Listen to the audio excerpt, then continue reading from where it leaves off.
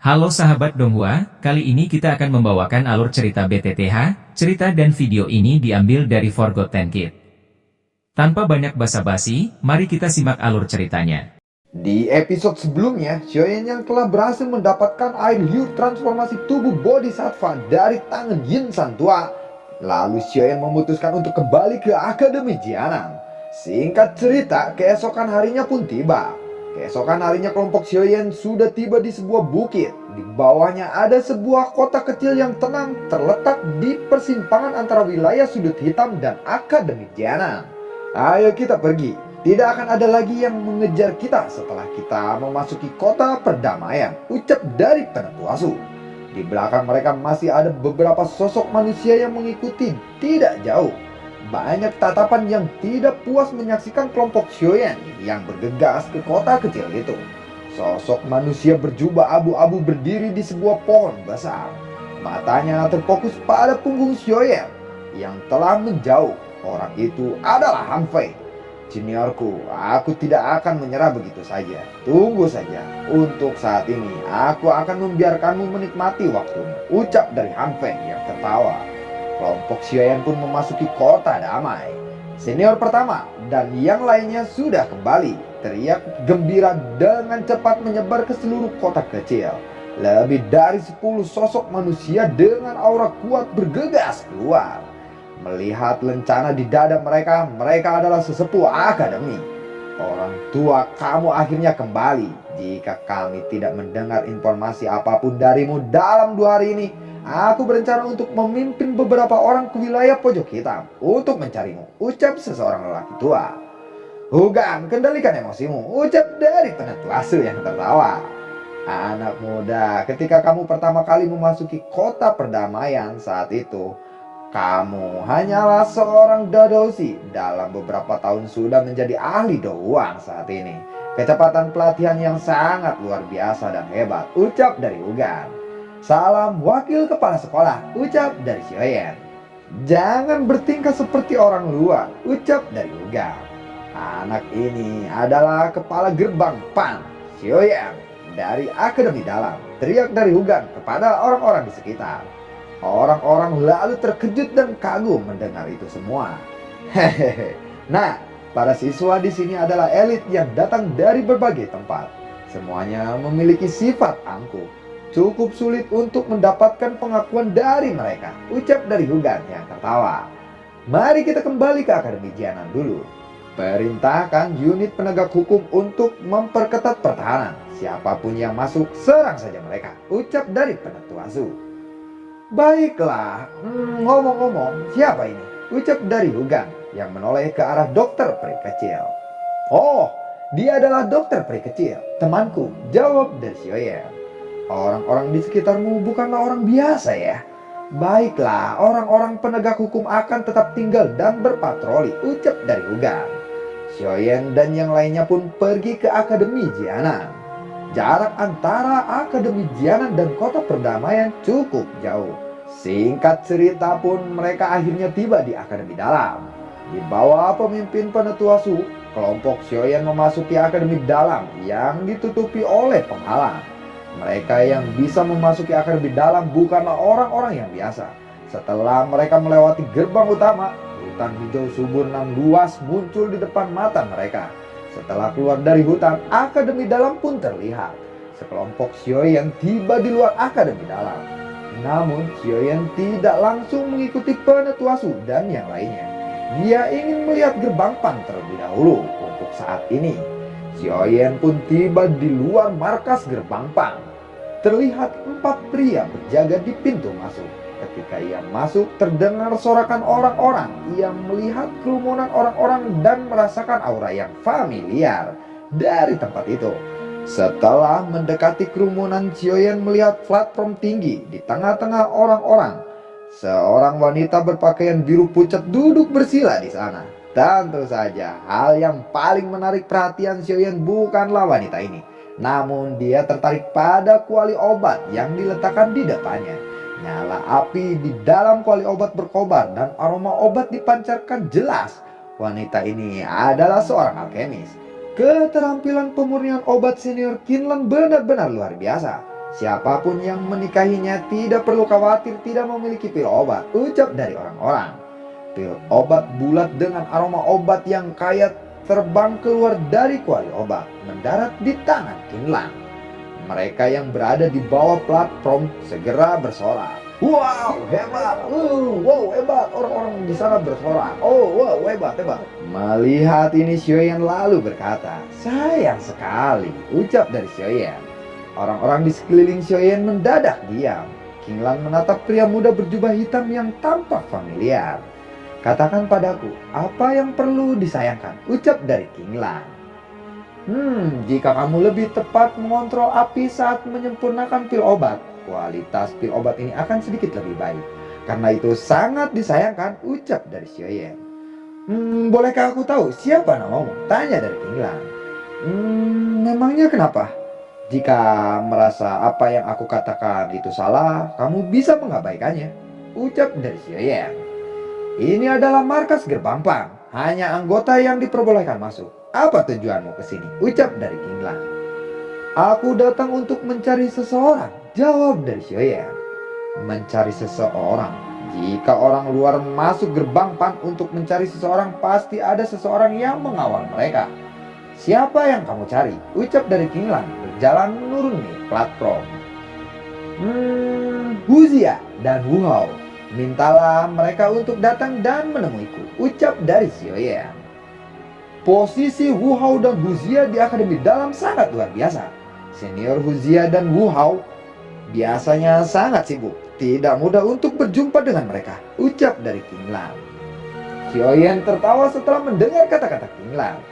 Dia segera berjalan menuju kerumunan. Seorang wanita muda yang mengenakan gaun berwarna merah berdiri dengan sikap terpaku. Langkah kaki Xiaoyan berhenti di depan wanita muda berpakaian merah. Segera dia mengulurkan tangannya dan mengelus kepala wanita muda itu sambil berkata, kamu telah tumbuh sedikit sejak kita terakhir bertemu. Air mata mengalir di wajah wanita muda itu. Xiaomei, apa yang terjadi? Apa kamu baik-baik saja? Tanya dari Qinglan. Xiaoyan, apakah itu benar-benar kamu? Tanya Xiaomei. Xiaoyan, ucap dari Qinglan bertanya-tanya. Xiaoyan pun dipersilahkan masuk ke aula. Suasana di dalam aula agak sunyi. Beberapa tatapan berkumpul ke arah Xiaoyan yang duduk di kursi aula. Xiaomei lalu berdiri di samping Xiaoyan. Dia lalu menuangkan teh kepada Xiaoyan.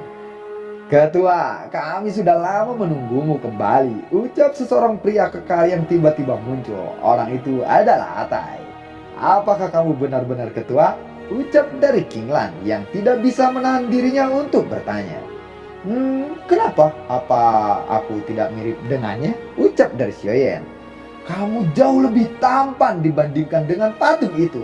Karena itu aku tidak mengenalimu. Tolong maafkan aku, ucap dari Qinglan. Tampan ya, kayak gua gitu ya tampannya.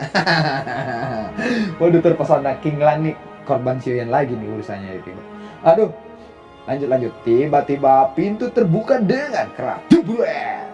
Bocah, akhirnya kamu kembali. Xiaoyan tidak bisa menahan senyuman ketika mendengar suara yang dikenalnya.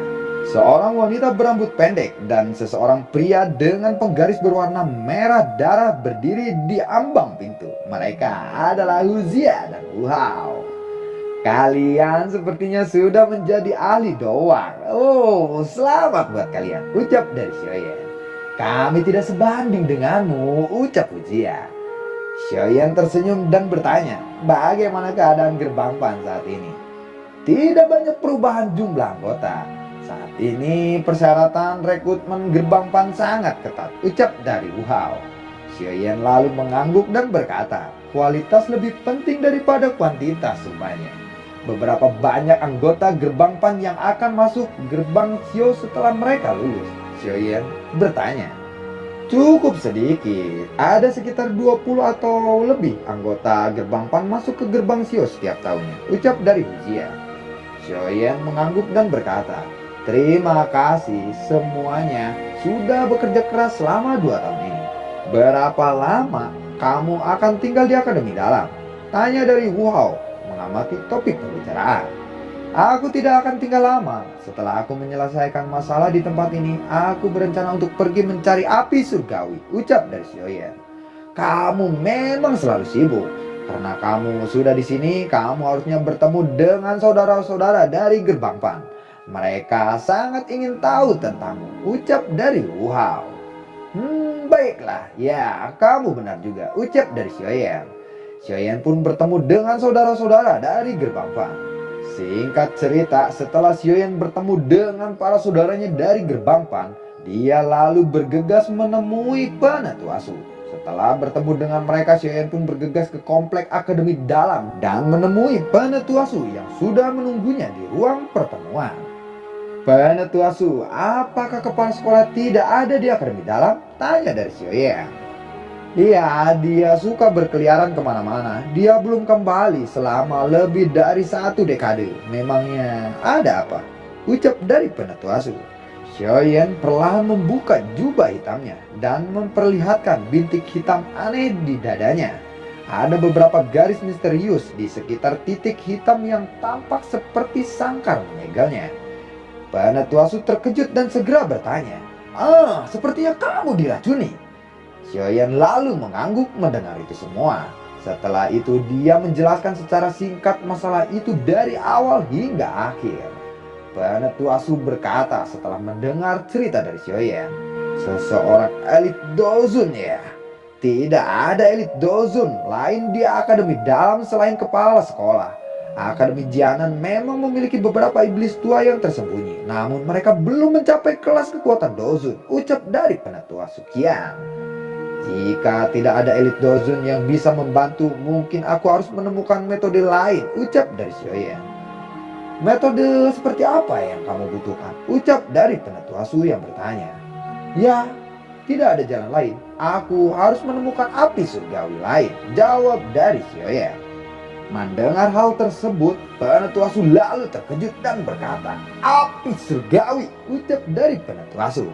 Xiaoyan lalu mengangguk. Kemudian Penentu Asuh lanjut menjelaskan. Hei bocah, api surgawi sangat sulit didapatkan. Daya tarik api surgawi bahkan lebih besar daripada air liur transformasi tubuh Bodhisattva. Api surgawi yang ada di benua Doki sangatlah sedikit. Jadi lupakan saja tentang rencanamu yang itu, ucap dari Penentu Asuh. Tetapi hanya ini pilihanku. Sesulit apapun itu, aku harus tetap pergi mencarinya. Alasanku datang ke Akademi Jianan ini kali ini adalah untuk menanyakan apakah penetua pertama mengetahui informasi tentang api surgawi lainnya, ucap dari Xiaoyan. Mengapa kamu tidak bertanya kepada gurumu, Yao Zunze? Dia seorang Grandmaster Alchemist. Pemahamannya tentang api surgawi jauh lebih luas dariku, ucap dari Penentu Asuh. Guru telah jatuh ke tangan Hall of Soul. Alasan lainnya aku mencari api surgawi adalah untuk menyelamatkan guru dari tangan Hall of Soul, ucap dari Xiaoyan.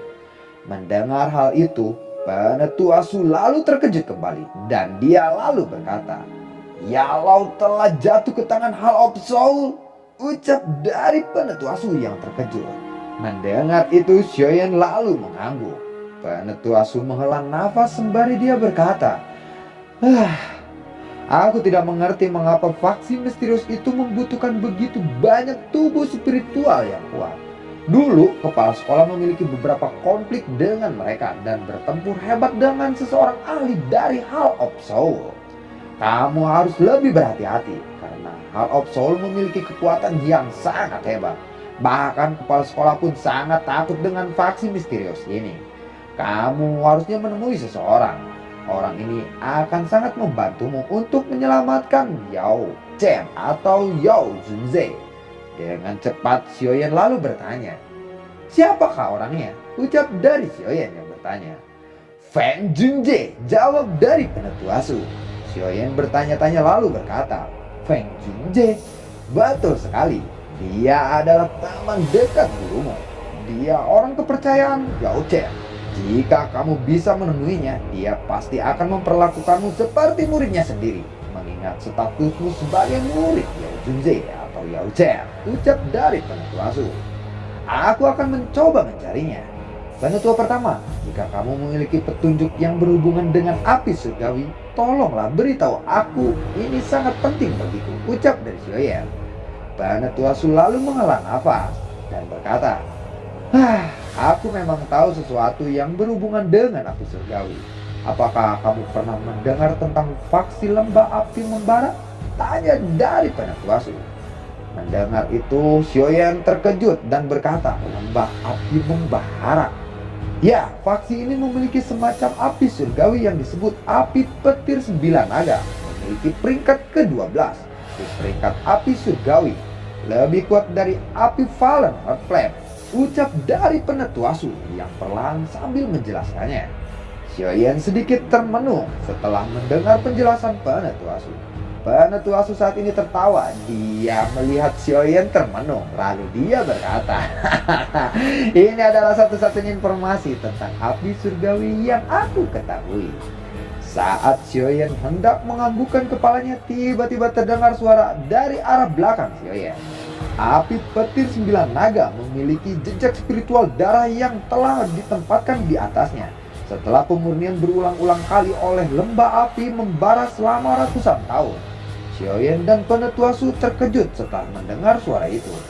Xiaoyan segera berbalik dan melihat sosok wanita berdiri di depan pintu. Kemudian Xiaoyan melingkarkan tangannya mengeluarkan kekuatan hisap. Wanita itu terhisap ke arah Xiaoyan. Lehernya dipegang erat oleh tangan Xiaoyan.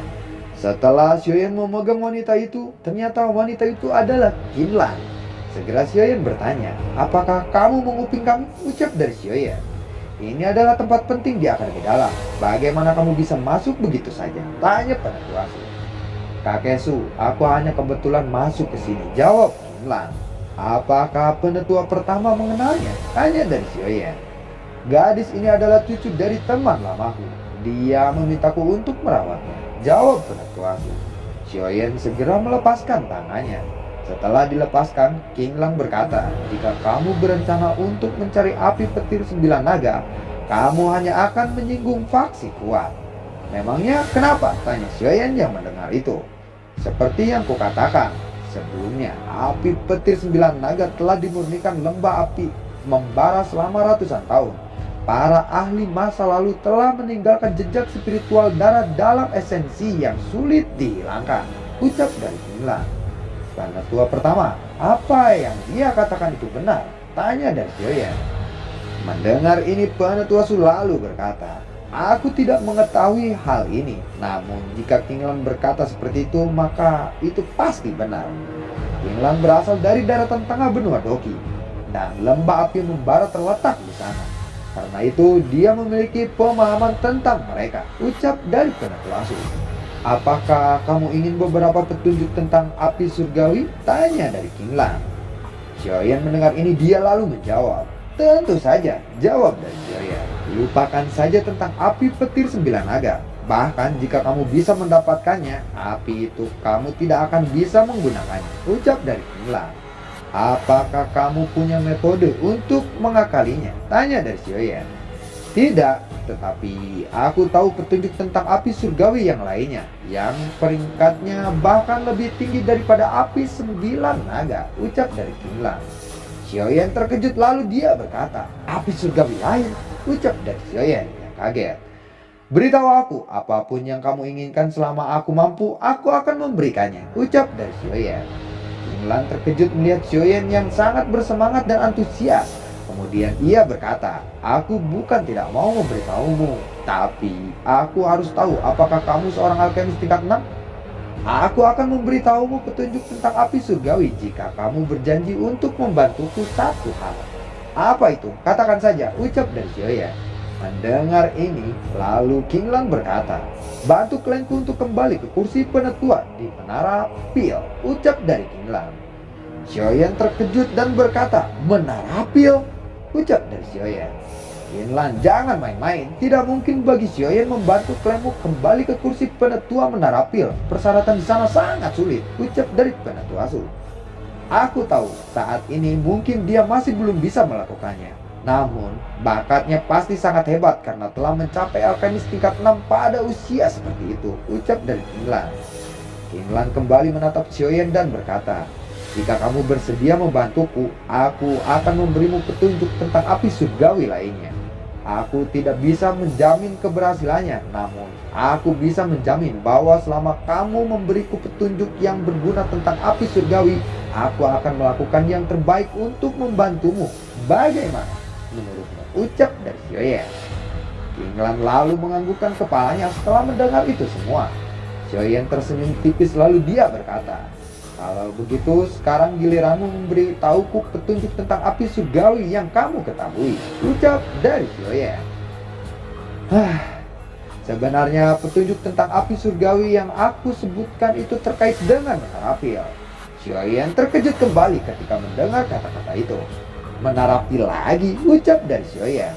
Api surgawi itu berada di menara pil dan tidak ada pemiliknya, ucap dari Qinglan.